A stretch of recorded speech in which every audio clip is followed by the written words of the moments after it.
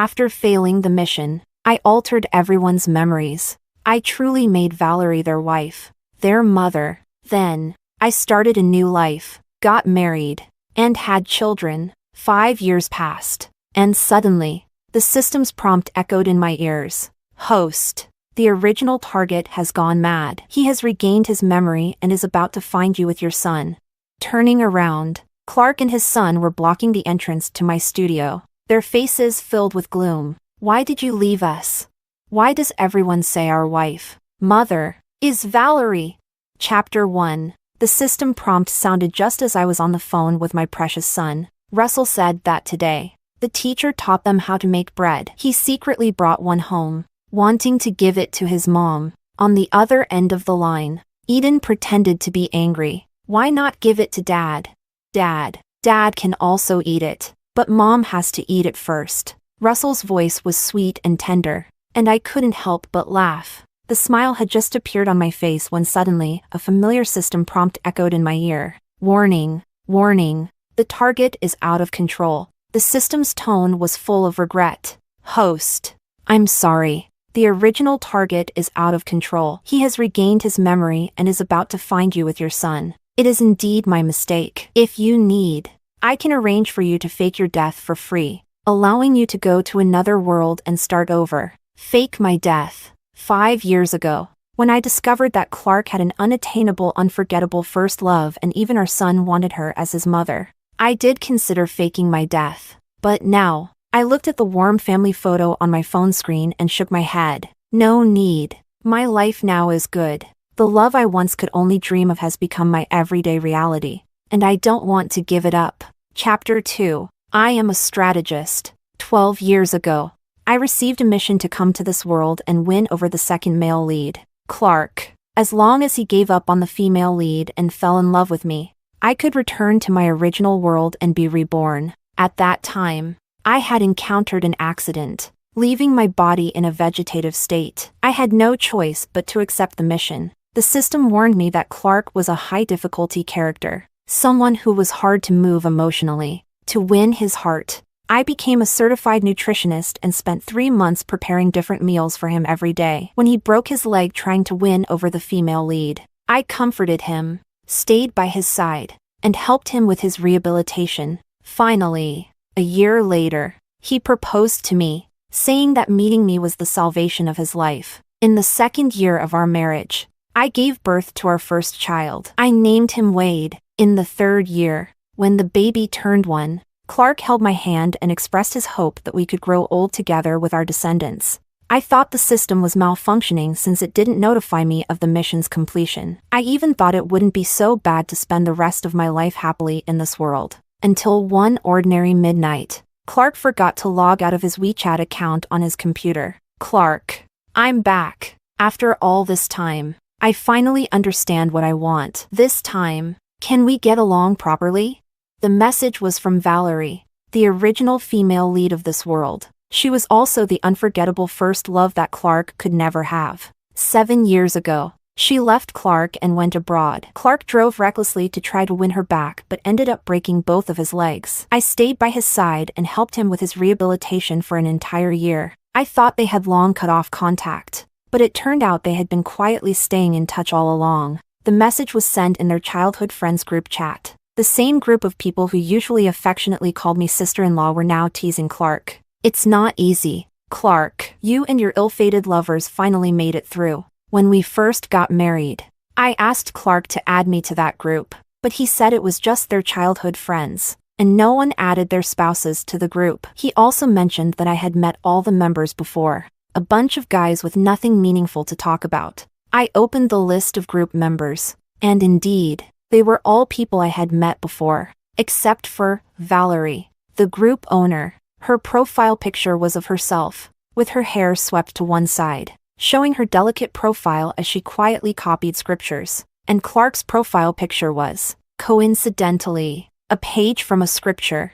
I had asked him why he used such an old-fashioned picture as his profile photo. He said it was to pray for me and our son. A wave of nausea rose in my stomach as I stared at the delicate calligraphy. Feeling utterly disgusted, because of Valerie's return, The group chat was lively for a long time. Half an hour later, Clark hesitantly chimed in, "Diana has been very good to me and my family. I can't bear to hurt her. Do you love her?" "Not really." I didn't bother to look at the "I can't bear to hurt her" message or follow up on the group's reactions. I only saw his reply saying he didn't love me. When Wade was 4 years old, I became pregnant with our second child. At that time, Clark was competing with his older brother for power. To help him secure funding, I flew 80,000 kilometers in a week, sleeping only 3 hours a day. The funding was secured, but I miscarried due to overwork. In the hospital, Clark held me and said that I was the love of his life. The love of his life, but not the one he liked. To Clark, love was a responsibility, a habit, but not something that made his heart flutter. Because there was no spark, the system never alerted me that the mission was complete. The truth of the situation closed the loop at that moment. I opened their private chat history again. Clark cherished every conversation with Valerie. In the 15 years they had known each other, he never deleted any of their messages. 7 years ago, when we got married, Clark sent her a message. "I'm marrying someone else. Are you sure you're not coming back?" Valerie replied, "I have my own dreams I can't give up." 6 years ago, when Wade was just born, Clark sent her a photo of our child. "I give up. You said you don't want to get pregnant and have children. If you come back, this child will be ours." Valerie replied, "I'll treat him as if he were my own." After that, their conversations became more frequent. During the 7 years of our marriage, Clark would take our son to Australia to visit her every year. Under the pretense of a vacation, they followed each other on all social media platforms. And on Instagram, they seemed like a loving family. My mother-in-law even gave Valerie the bracelet that symbolized being a daughter-in-law of the Song family. The group of friends who usually teased Clark and me behind my back said I was a pathetic woman occupying someone else's place. I laughed out of anger and asked the system, "Does this mean I failed the mission? Can I fake my death and go to another world for a new mission?" After working hard for 7 years, I didn't want to end up heartbroken and return to being a vegetable. The system hesitated. "Host, you don't have enough points to go to another world." But, perhaps feeling guilty for not warning me earlier, the system continued. "I recently saw the supervisor's plan with Clark's marriage. Valerie's role as the main female character in this world has ended. A new target will appear in this world. If you successfully win over the new target, your mission will still be considered complete. However, this new target is an SSS level, and the difficulty will be much higher. Does he have an unforgettable first love? No, he's a pretentious male lead, a typical male protagonist type, who doesn't have any women in his heart. As long as there's no woman, I've had enough of these unforgettable first loves and red marks of regret. I'd rather win over a cold-hearted, emotionless man. I asked the system to give me a new identity and start over. Before leaving, I used my last points to alter everyone's memories in this world, truly making Valerie their wife, daughter-in-law, and sister-in-law. The system hesitated. "Should I alter your son's memory as well?" "Yes. Change it." Not long after Clark sent that message, Wade sent him a text. "I heard Aunt Valerie is back. Dad, can Aunt Valerie be my mom? She's so beautiful and knows everything. She's not like Mom, who only has a bachelor's degree. Even the mom next door has a master's degree." Father and son, one on a business trip, the other at summer camp, were thinking about the same woman from miles apart. The injustice of it all overwhelmed me. Burning into a twisted rage, I took out the family photo from my wallet, lit it with a lighter, and threw it back, burning the house and their passports to ashes. Chapter 3. After that, I accepted the system's mission and began to pursue this world's new pretentious male lead, Eden. Eden was indeed difficult to win over, but fortunately, he had a heart. Every increase in his affection value was clearly manifested in him. The first time, he was being hunted down in a remote mountain, and I saved him. He said, "Apart from money, I won't repay you in any other way." But there was no signal in the mountains. The next day, unable to make a transfer on his phone, his affection value forcibly increased by 10%, and he ended up chopping all the firewood in my yard. Later, I took a bullet for him, and his affection value increased by 30%. Although he knew I did it on purpose, he still used all his resources to bring the culprit to justice. When his affection value reached 80%, he proposed to me. He said, "Diana, I know you may have other motives, but I don't care. Marry me, and I'll help you achieve everything you seek." We got married and had children. Being with someone who truly loves you makes everything seem easy. In a moment of deep affection, I asked Eden, "Why do you love me?" He gently stroked my hair, his eyes full of tenderness. "Because I can't help it." That was the first time I realized that love is something you can't resist, not something you can't bear. On the other end of the phone, Eden was still asking if I would be home for dinner. Over the years, I had opened my own studio, and as work got busier, my appetite worsened. Only when Eden personally cooked could I eat heartily. "Yes, I'll be home for dinner, but I want to eat crayfish." "Okay, I'll make it for you." Eden's tone was indulgent. We chatted affectionately for a while before hanging up. Turning around, I saw Clark standing in the doorway of my studio with Wade, his expression dark. Chapter 4. 5 years have passed. Wade has grown taller, and his demeanor has become more and more like Clark. The 11-year-old boy stood at the entrance of my studio, looking down at me, and asked, "Mom, who were you talking to on the phone?"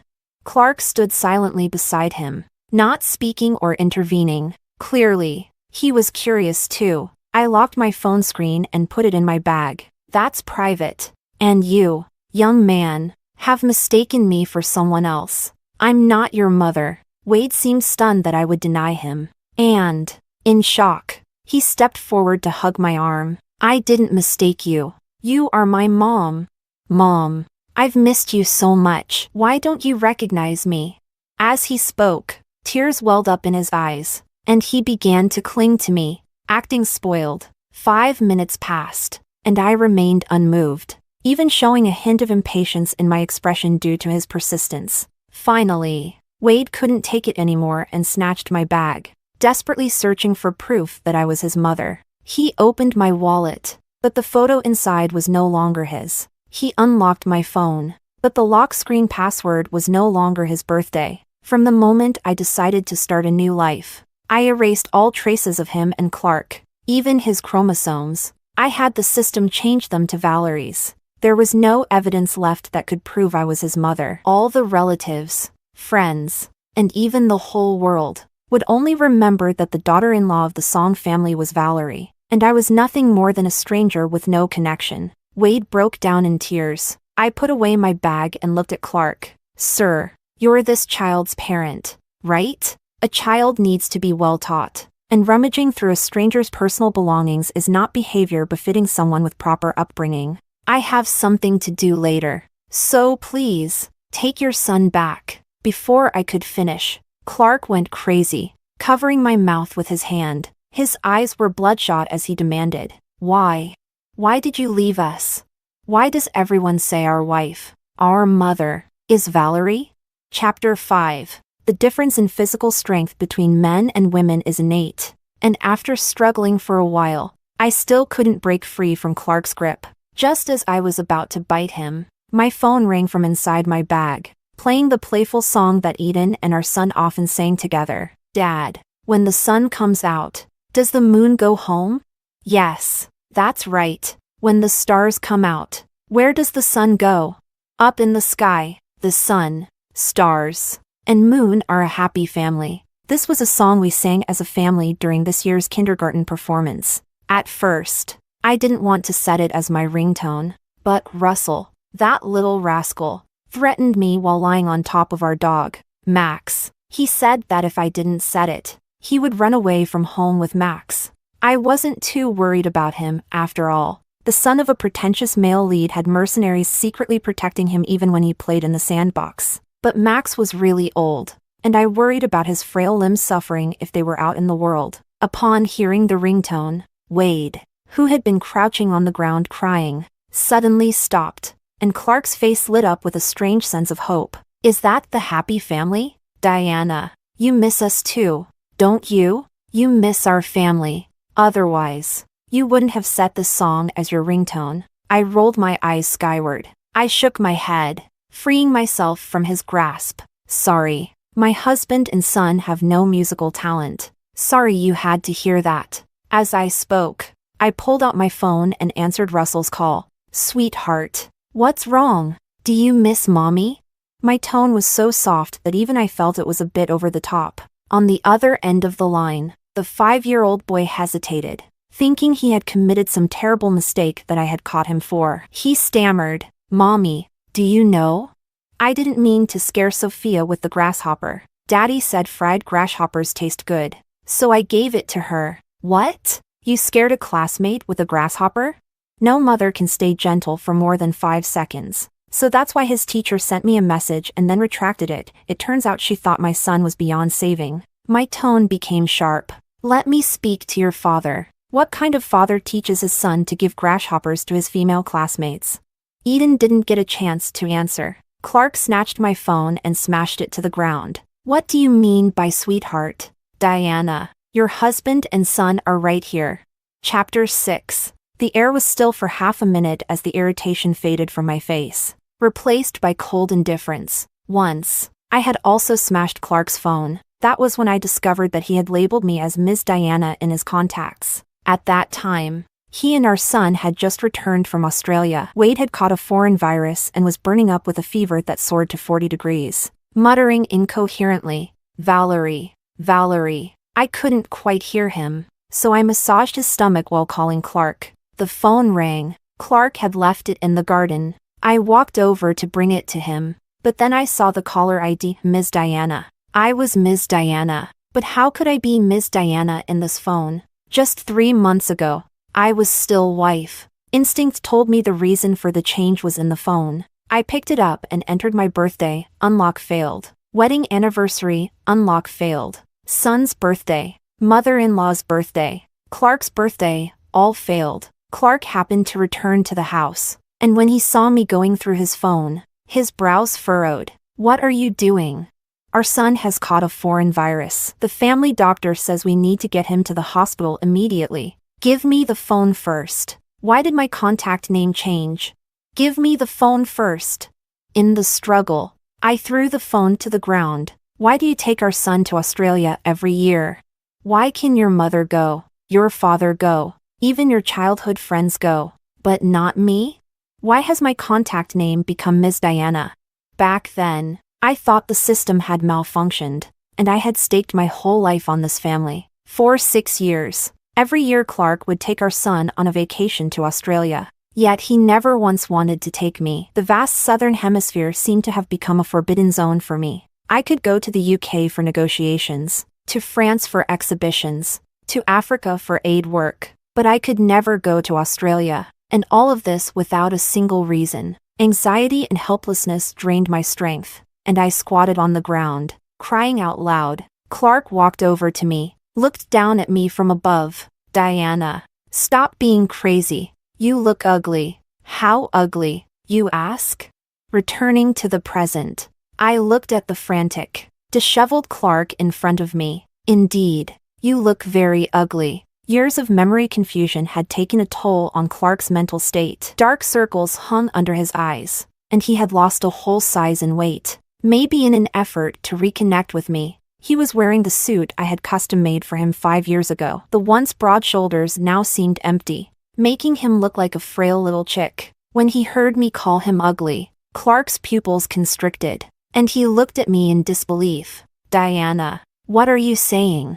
I didn't answer. I simply called the security guards, and as they restrained him, I slipped away. I thank him for teaching me that not all questions have answers. Behind me, Clark and Wade were still shouting. Diana, have you lost your memory too? We really are a family. We really are your husband and son. Captain Wong, the head of the security team, who used to be a mercenary under Eden, slapped him across the face. You're delusional. When I got home, Eden was in the kitchen, shirtless, wearing an apron and cooking crayfish. Hearing me come in, he poked his head out and greeted me with a sycophantic smile. Honey, you're back. I made 3 flavors of crayfish today: garlic, salted egg yolk, And spicy. We've got it all. Russell scurried over to help me with my bag. They both thought the sudden disconnection of the call meant I was angry. The mouth-watering aroma of crayfish filled the air as I walked into the kitchen. Next time, don't teach our son nonsense. You only ate grasshoppers back then because times were tough. Now, with all the pollution, be careful you don't end up with an upset stomach someday. Eden nodded. Got it, my dear wife. Chapter 7. That night, Eden pinned me down on the bed and whispered in my ear. I heard someone was bothering you today. My body tensed up. And no one. I immediately regretted it and wanted to slap myself. Wong is his man. The moment Clark and his son set foot in the neighborhood, he must have known. Eden playfully twirled a strand of my hair. No one? They were just two irrelevant people. I didn't want to worry you, so I didn't mention it. I gave in, snuggling into his arms and trying to make up for it by acting sweet. When I accepted this mission, the system warned me that lying and hiding things from Eden was a grave mistake. For a man who had crawled out of the darkness, the thing he feared most was betrayal. But after 7 years with Clark, I was left with deep scars, unable to fully trust or give myself to any man. Eden's hand moved from my neck to my waist. Irrelevant people. Huh? Are you sure, sweetheart? Because I heard the little one called you mom, and the big one called you wife. His large hand gripped my waist tightly, and he bit down on my collarbone, leaving a mark that was uniquely his. Who were those two people? Had we crossed paths before? These questions had probably been thoroughly investigated by the time Russell called me for the second time. Eden hadn't found anything, but I had instinctively lied, and such a lie angered him more than the truth would have. Buried under the weight of him, emotions surged and erupted in the darkness. He covered my mouth like Clark did. His fingers slightly parted, allowing only muffled whimpers to escape. As the first rays of morning light filtered into the bedroom, Eden leaned down and whispered in my ear, Diana, don't ever let me find out you've lied to me, because I don't know what I might do. Eden loves me, this much the system made abundantly clear. His affection for me stands at 99%, but 5 years have passed, and that remaining 1% hasn't budged. I don't even know what's holding it back. He can trust me with his life, tolerate all my pretensions, and would even die for me, but he just can't fully give me his heart. Without the progress reaching 100%, I can't leave. When I woke up the next morning, Eden had already left for work. On the dining table was my favorite strawberry milk and a somewhat defiant apology note. Last night, I was wrong to bite you, but you shouldn't have instinctively hidden things from me. So, we're even. I don't want to fight with you. I'll bring you some cake when I come back tonight. Honey, don't be mad at me. He even added a little pleading dwarf at the end. Definitely Russell's idea. I could just picture the two of them working together early in the morning to write this note, scratching their heads with worried expressions. All the unpleasantness from yesterday vanished. I put away the note, ready to call Eden and reassure his anxious heart. But just then, my phone suddenly rang. A voice, both unfamiliar and familiar, came through the line. Is this Ms. Diana? Would it be convenient for us to talk? Chapter 8. The voice was unfamiliar because I had never spoken to her directly. It was familiar because, in that night's chat history, I had listened to far too many of her voice messages. In the VIP suite of the Family Kingdom Club, Valerie was dressed in a Chanel suit, her expression gentle. When she saw me arrive, she hurriedly signaled her assistant to help me with my bag. Ms. Diana, right? I heard my husband and son went to see you yesterday. I'm truly sorry. I've been so busy with work these past years that I've neglected them, and it's led to their memories getting a bit confused. They keep thinking that their wife and mother is someone named Diana. As she spoke, she poured me a cup of tea, her eyes probing. To be honest, this isn't the first time this has happened. Over the years, they've mistaken quite a few people. I have to deal with this several times a year. Ultimately, it's our fault. I apologize on behalf of my husband and son. The teacup clinked as we sipped the delicate, aromatic pre-rain Longjing tea. I knew why she wanted to meet me today. When the system informed me that Clark and his son had regained their memories, I suspected that as the original female lead of this world, Valerie's memories must have been stirred as well. In the dead of night, she might often dream of her past. In those dreams, she was a woman with dreams but no achievements, mistaking pearls for mere stones. Her current identity,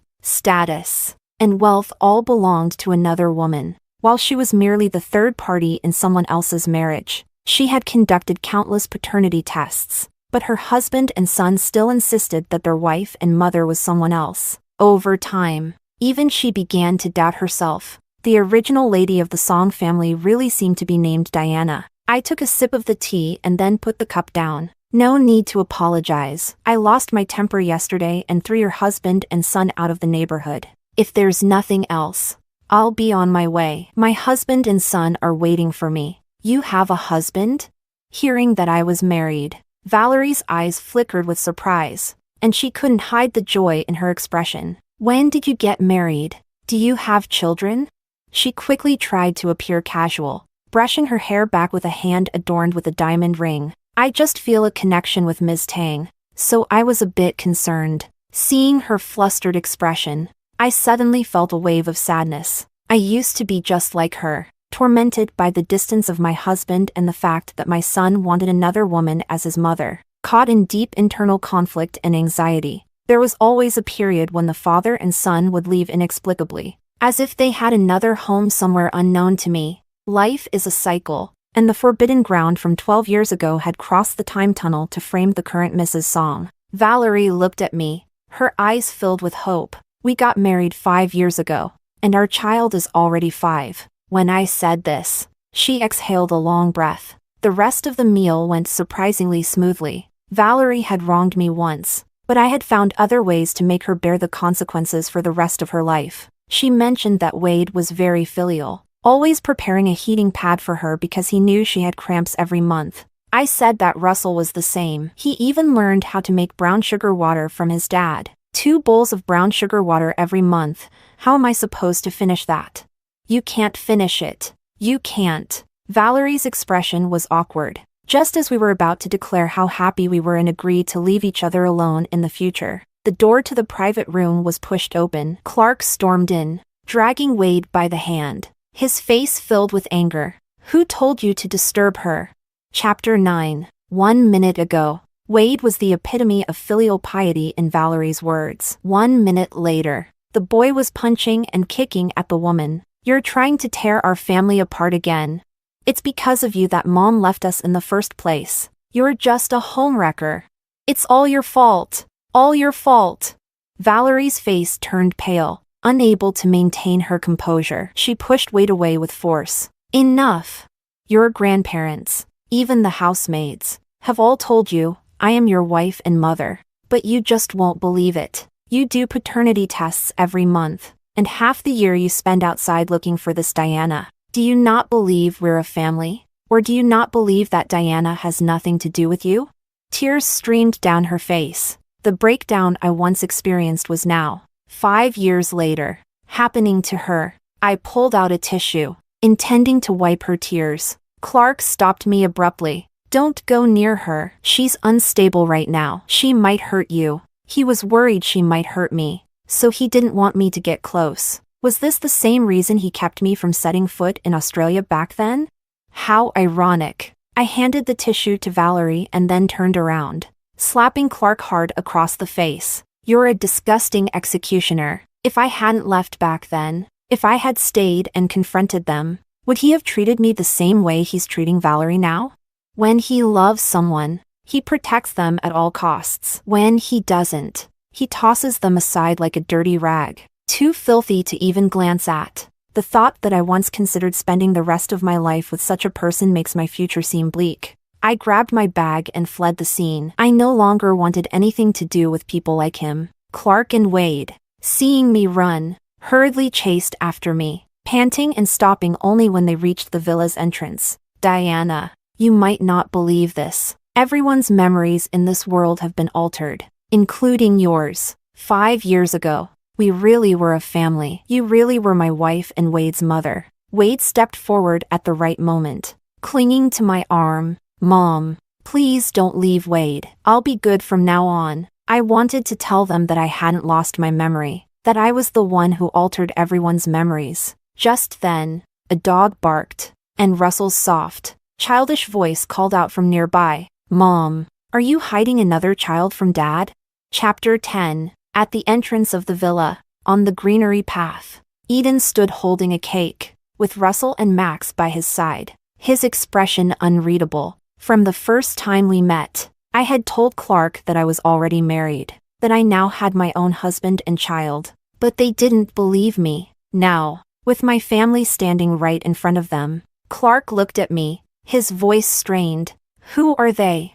I stepped forward, linking my left arm with Eden's and taking Russell's hand in my right. "Let me introduce them. This is my husband, my child, and our dog." Hearing itself introduced, Max barked twice, startling Wade, who quickly shrank back. The truth is, Wade used to love Max the most. When he was just a baby and wouldn't stop crying, only the jingling bell carried by the family dog could calm him down. When Wade was 3, he was bullied by older kids in the neighborhood, and Max, despite being beaten by those kids, hobbled over to protect his little owner. But when he was 4, Wade suddenly told me he was allergic to dog fur. How could someone develop an allergy to dog fur after living with a dog for 4 years? I insisted on taking him to the hospital for a checkup, but Clark stopped me. "Is the child more important or the dog?"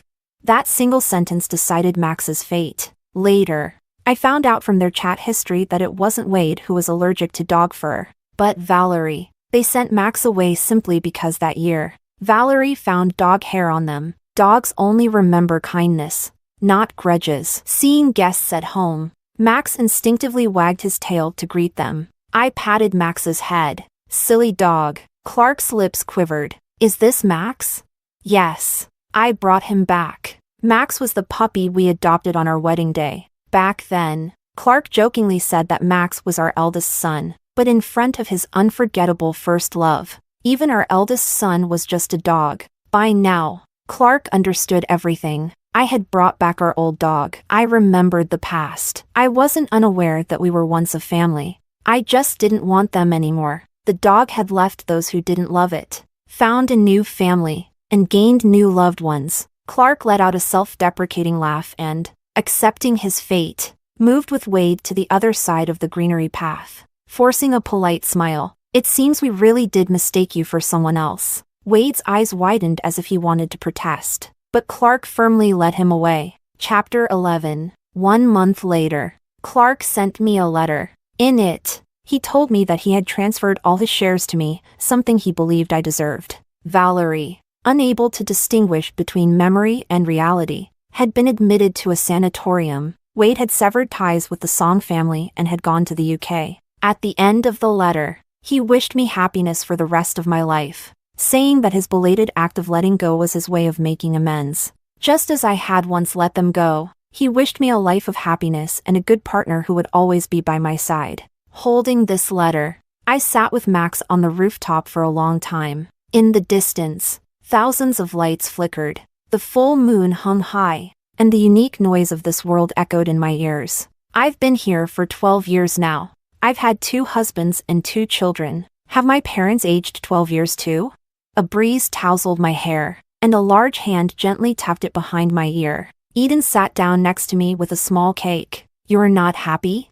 "I'm not mad about what happened today." "Well, maybe a little, but as long as you explain, I'll believe you." He's always like this, clearly a top-level mafia boss outside. But in the game of love, he's willing to play the role of a loser for me. No, that's not right. It's precisely because of the imbalance in our material status that he chooses to play the loser. Because he's afraid I'll feel insecure, afraid I'll feel lost. Gender inequality is common in modern family relationships, but he lowered himself, hiding his sharp edges, to balance the unsteady scales for me. I hugged him, my voice muffled. "I've been married before."